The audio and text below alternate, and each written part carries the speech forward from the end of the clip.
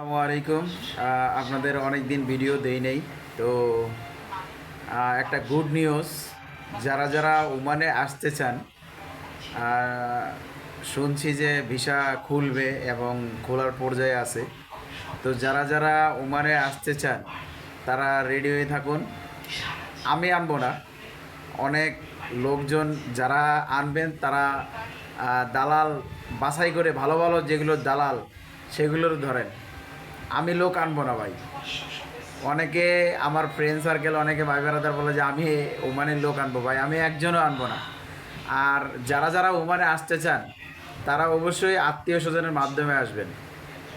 যারা ওমানে আসতে চান আত্মীয় স্বজনের মাধ্যমে আসবেন, আর কাজ রেডি করে আসবেন, যে ওমানে এসে কাজ করতে পারবেন সেই অনুযায়ী আসবেন।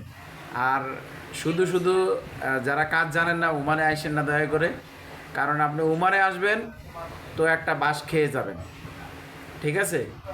তো যারা যারা ওমানে আসবেন অবশ্যই পাসপোর্ট রেডি করে রাখেন। পাসপোর্ট যারা যারা ভালো দালাল ধরবেন, নাহলে আত্মীয় স্বজনের মাধ্যমে আসবেন। তো এইটুকুই আপনাদের বলা ছিল। Come to Oman.